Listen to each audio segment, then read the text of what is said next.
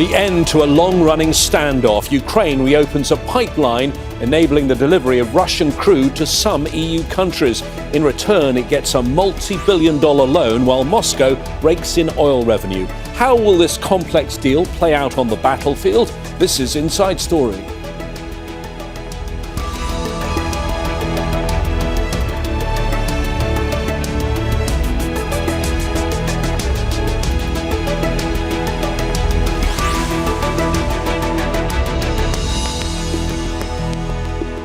Hello again, I'm James Bays. A loan drama tied to geopolitics. Kyiv is getting a much-delayed lifeline from Brussels as it fights Moscow's invasion with nearly empty coffers. That's after Ukraine repaired a pipeline carrying Russian crude to Hungary and Slovakia. The oil revenues are substantial and will bolster Moscow's war chest. And Ukraine's only had to repay the funds if Russia pays reparations. So is this complex EU deal going to intensify the conflict? And considering the mistrust between the parties, will the agreement even last? We'll put those questions to our panel of guests in a moment. But first, Imogen Kimber unpacks this multi-layered saga. Ukraine is waiting for a $105 billion loan from the European Union. But in return, it had to fix a Soviet-era pipeline. Called Druzhba, or Friendship, it delivers oil from Russia through Belarus and Ukraine to Hungary and Slovakia, as well as other countries in Europe. A suspected Russian drone strike on western Ukraine in January damaged part of the pipeline. Moscow and its trade partners say the repairs were stalled deliberately. Deliveries have been halted since the beginning of the Kyiv regime's blackmail. Everything depends on the Kyiv regime. So, Hungary and Slovakia blocked an EU loan which Ukraine desperately needs after 4 years of war. But the leadership in Hungary changed this month, and the Prime Minister-elect said he'd drop the veto on the loan as long as the oil started flowing again, which it has. Slovakia, however, has not budged. The government did not agree to this loan and we are not participating in it. Similar to Hungary and the Czech Republic, it is a war loan. 2/3 of the $105 billion will be used to purchase weapons for Ukraine. And on the day the pipeline was restored, the Prime Minister questioned the reliability of the deal.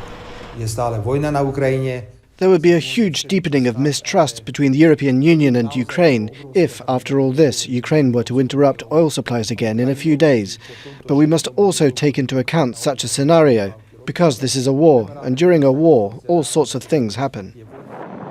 Up to 1.4 million barrels of Russian oil flow through the pipeline every day. At current prices, that amounts to billions of dollars a month. At the same time, the EU is increasing sanctions on Russia, which were also being vetoed by Hungary.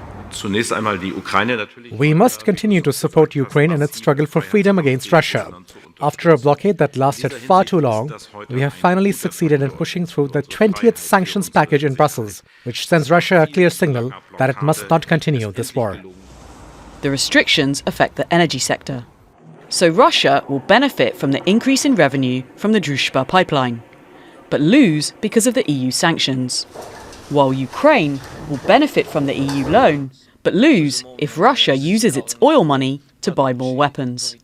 Imogen Kimber, Al Jazeera for Inside Story. A story with very many strands. Let's try and untangle them all with our guests who are joining us today on Inside Story. And joining us from Munich, Marina Miron, a researcher in defence studies at King's College London. Maximilian Hess is in London. He's the founder of political risk firm Enmetena Advisory and the author of Economic War, Ukraine and the Global Conflict Between Russia and the West. And in Brussels, Pieter Cleppe, a European policy analyst and editor-in-chief at BrusselsReport.eu. Thank you for joining us. Let me start with you, Marina. This has gone on for months. It was supposed to be quite simple, a big loan to Ukraine. It became a saga, did it not? Do you think European leaders, they are not currently in Brussels, they're having one of their away summits in Cyprus, which is the current president. Do you think there'll be a real sigh of relief now?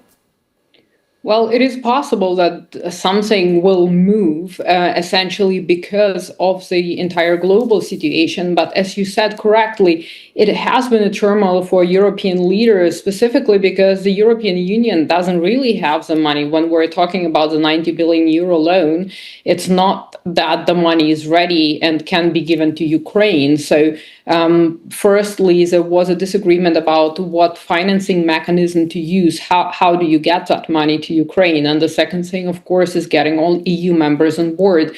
And we know that Hungary, back then under Viktor Orban, and Slovakia were against this. So they were essentially blocking this loan, with Hungary taking the lead. And now the situation has also changed because of the a change of leadership in Hungary, with Pieter now not opposing the loan. So there is a possibility that this could essentially go through and also demonstrate the resolve that the European Union has been trying to demonstrate throughout this war, but many times very unconvincingly. Maximilian, I'd like to talk about some of the divisions in the EU a little later, but let's first look at the need for this loan. I mean, Ukraine is a country that's been at war because of the Russian invasion now for more than 4 years. How desperate is its economic situation? In fact, would Ukraine go bankrupt if it didn't get this loan soon? So it would probably not be immediate, but Ukraine faced a major fiscal cliff in June and has real budgetary needs that are dependent on external financing. This is not the first such package that we have seen for Ukraine. Brussels and the European Union have really taken the lead in funding Kyiv ever since the change of administration in the White House last year. The first major package like this was another euro 50 billion loan agreed last year, secured over some of those Russian frozen assets. And then here the initial plan was to potentially seize or otherwise instrumentalize additional Russian frozen assets, of which there are some 220 billion euros sat in the country of Belgium at an institution called Euroclear. That was ultimately not agreed last December. And instead, what is being done now is the European Union will borrow this money on the capital markets. It will itself repay that, but the potential for Ukrainian repayment will be contingent on future reparations claims against Russia. The World Bank already estimates that the damage incurred to the Ukrainian economy and the recovery cost alone from Russia's full-scale invasion is more than $350 billion. That's a number that will continue to rise as Russia shows no sign of halting its aggression. So Kyiv needed this money. It got this money. Europe will have to come back to this question for how to address it going forward. This funding should last most of Ukraine's current forecast budget through the end of 2027, but that very large pile of Russian funds will either be under question again in the future or ultimately be instrumentalized in potentially repaying some of these loans under the reparations that are due to Kyiv. Yeah, Pieter, as Maximilian says there, this, what we've got now and what has been agreed now, certainly was not the original plan. And Europe made a very big deal of that original plan. The president of the European Commission, Ursula von der Leyen, backed by the German Chancellor Friedrich Merz, very much pushing this idea they could do this by seizing the Russian money. What went wrong with that plan? Because it went wrong where you are in Brussels, the host nation of the European institutions. Belgium was where it went wrong. Well, indeed. To sum up where it went wrong, they looked at the detail. Now, Germany actually changed its position. Somehow, Friedrich Merz suddenly supported seizing the Russian assets, not realizing the consequences of this. Because in the first place, in Russia, there's still lots of European assets. It's not so evident for companies to sell these assets because a large part of that would be seized by the Russian state. So if Europe were to not just freeze but seize Russian central bank assets, there would be Russian retaliation. And then, of course, secondly, there's lots of non-Western powers that hold assets, not just in Belgium at Euroclear, but all throughout the West. So this would send a terrible precedent signal. So wisely, European leaders decided not to start this risky experiment, and instead, indeed, they took out a jointly financed loan. Well, let's talk about exactly what they have decided upon, and let's look at exactly what is the detail under the current plan. The EU plans to raise the funds by issuing bonds to global investors backed by its shared budget. That means investors will lend money to the bloc, which it will repay with interest. Hungary, Slovakia and the Czech Republic are exempt and won't take part in the joint borrowing. The money will be lent to Ukraine without interest over this year and next. Ukraine is expected to receive just over $52 billion each year, covering about 2/3 of its financial needs. It only needs to repay the loan if Russia pays war reparations, compensation. The EU plans to recover the money using frozen Russian assets. Maximilian, that is how it's supposed to work. Do you see problems with that? Well, I don't see fundamental problems with it, and I would disagree with the idea that there are significant risks to the European Union and to macro fiscal stability from potentially seizing these Russian funds in the future. But that is, of course, the question. It wasn't that they didn't agree to do so last December. It was that they kicked the can down the road, saying we'll return to this question in the future. Now, various legal mechanisms have been put forward, various arguments, whether this be done under something called third-party reparations for Russia's aggression. I think there are a number of other mechanisms that can be used to have done so. We didn't see any significant moves away from the US dollar after the sanctions came in 2022 against Russia. The euro has remained a strong and stable currency. Russian businesses, that is, businesses owned by European companies in Russia, have increasingly been expropriated. There are a number of Russian arbitration courts that have handed down nonsensical judgments against European companies as well. So this kind of lawfare, legal warfare over funds and who owes what, over sanctions and Russia's energy weaponization dating back to the war's beginning, is something that is very much ongoing in the background. And there are dozens and many other moving parts that equally are affecting those sort of seizures of assets. That being said, it is true that a number of European companies still have assets in Russia that they haven't marked down to zero on their books, even if that's realistically probably what they're worth, because we've seen the Kremlin's rapacious appetite for seizing these assets regardless. Now, when and where do we get to this question of how to the Russian funds sitting in Belgium be addressed? That probably now can wait until 2027 unless Ukraine's financing needs again increase. But the idea in particular that Russian threats that they would be able to seek some kind of judgment against Belgium or put them on the hook for repayment are nonsensical. And we see this because there has been a $50 billion judgment against Russia for its expropriation of an oil company handed down by a Dutch court 12 years ago, part of the same legal framework that governs that between Belgium and Russia. And of course, the Kremlin has paid a grand total of 0 cents to those investors. Marina, I'd like to drill down into some of the divisions among the EU nations. We've already discussed Belgium and the fact it turned down, or was the country that blocked the original version of this deal. The deal that's now been done was agreed months ago, and then Hungary, having agreed, changed its mind. That's where we bring in the pipeline. Explain the Druzhba pipeline and its relevance to this. Well, it's a very good question because it is all related, and we've just been looking only at the economic side of this. Now, the Druzhba pipeline has allegedly been damaged by a Russian drone in western Ukraine, and so the Russian oil couldn't be transported to Hungary. You said, Marina, you said allegedly. There is doubt about that? How clear is the picture on that? Both sides are reporting something different.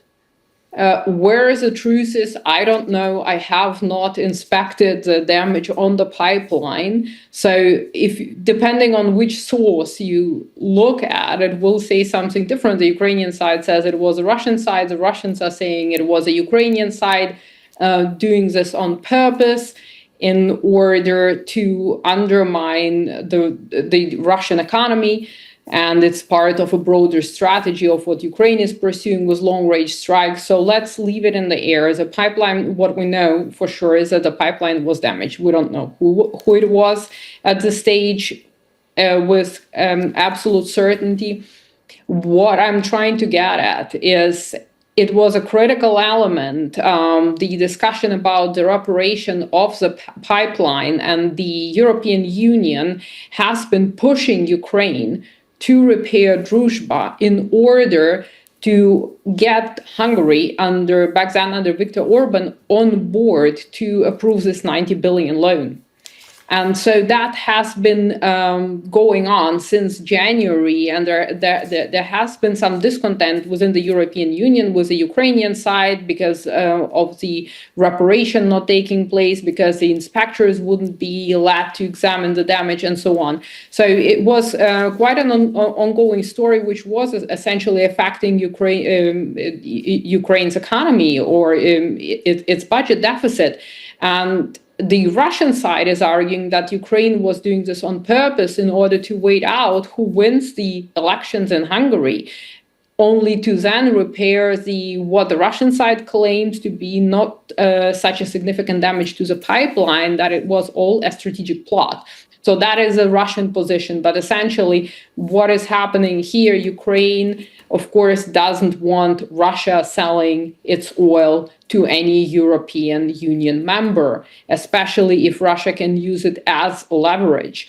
And we have here Hungary, we had Slovakia, and now the Czech Republic is also on board here. And so this bloc is being seen as problematic because of potential future loans to be agreed to be given to Ukraine. These countries are not actively participating. So what has been explained before, that EU bonds, but they will be guaranteed by member states, by EU member states. Now, Hungary, the Czech Republic and Slovakia are exempt. So we're seeing that the dynamics within the EU itself are very disturbed, because some European members are more pro-Ukraine and are trying to invest more into support of Ukraine.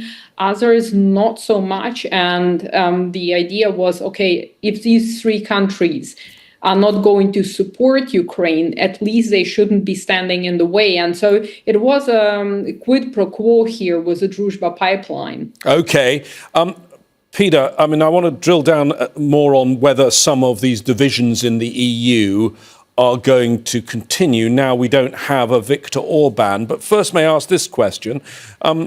Was the pipeline the real reason, or was it because Hungary had this election that's just taken place? Was it because this was a very useful issue for Viktor Orban, who was fighting for his political life, to bring up in an election, to make the Ukraine issue all be about energy for Hungary? Well, both can be true at the same time. And I think it's pretty evident that Orban did use this in his election campaign. But of course, it was not just Hungary under Orban, it was also Slovakia under Fico that has been complicating things.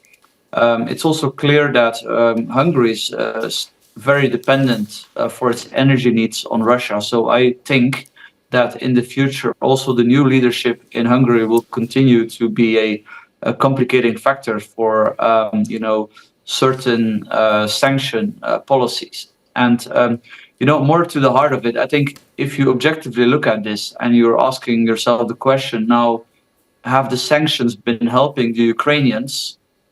Frankly, I think the jury is still out on that.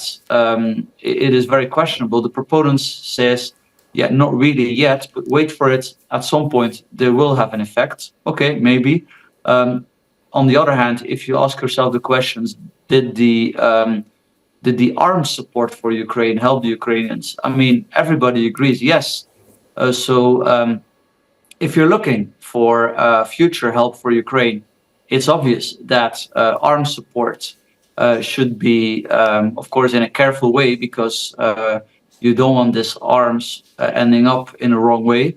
But that this should be the preferred route and that all this experiments with sanctions seems to be ending up just like sanctions have ended up in all the other cases in history where they have been applied, from Cuba over Venezuela to South Africa to Iraq to even North Korea. Sanctions seem to be failing for 95% of the cases. Okay, Maximilian, in terms of looking at this, if you're looking at this from afar and you don't follow every twist and turn of this, there'll be people looking at this who have heard the rhetoric from the top of the EU, from people like Commission President Ursula von der Leyen, and might be surprised to learn that EU countries still get energy resources, still get oil and gas from Russia more than 4 years into this war. Well, certainly. And speaking at it from that very high level, I think there's 2 points that are important to remember. Firstly, is that more than 90% of European-Russian energy relations have ended since Russia launched its full-scale invasion. Much of that Russia's own doing, turning off a lot of the pipelines to bring economic pain to Europe in 2022. There are still phases to be brought in with cancellations of Russian natural gas deliveries to Europe. LNG is the form in which it still comes, rather than via pipelines. Those are due to come in 2027. The 3 countries here, Hungary, the Czech Republic, and Slovakia, have themselves sought exemptions to keep buying Russian oil and in some cases gas as well. But that trade has really ended quite significantly. Vladimir Putin chose his war over the economic well-being of his own people, and certainly over the Europeans, for whom he sought to use this as a key pressure point, right? Now, as to whether sanctions have been effective or not, I think the real question is our sanctions effective at deterring an aggressor like Vladimir Putin, particularly one who is not responsive to his own population's economic well-being? Their average incomes on a PPP basis have never gone back to what they were in 2013 when he invaded Ukraine for the first time.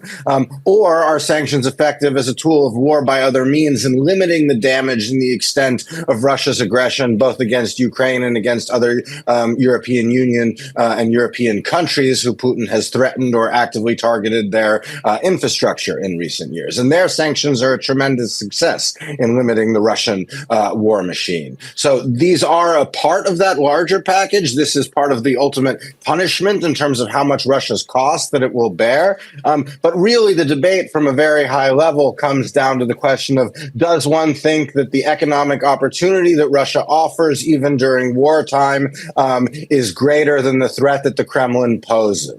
And this is, of course, the trade-off and balance made by countries when they consider their foreign relations with any hostile aggressor, whether it be the U.S. and Iran, or whether it be the questions around economic and political security related to China.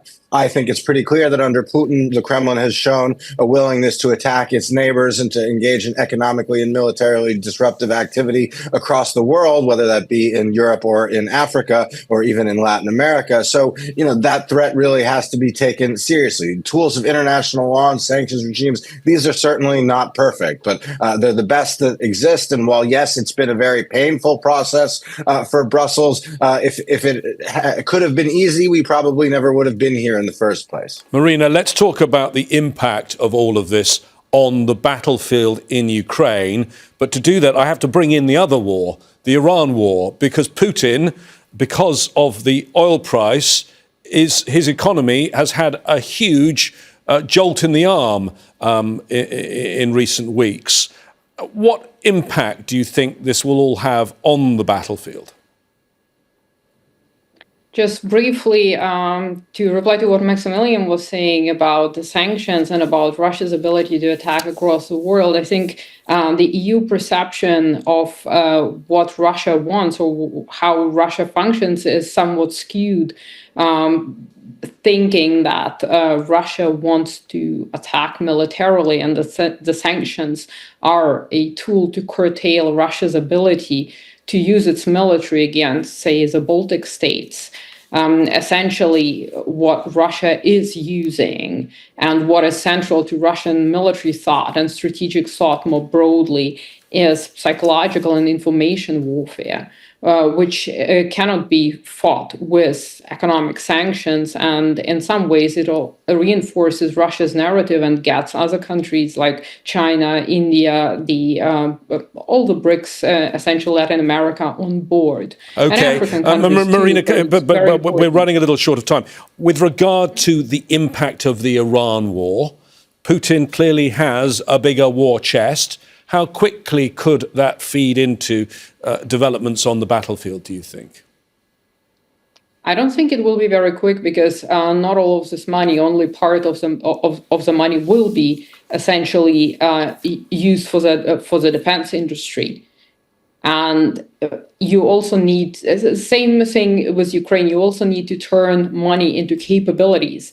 And Russia also has its economic problems. It has its inflation problems. The central bank is being criticized for tackling the economic situation in Russia in the wrong way. And so there are a lot of divisions.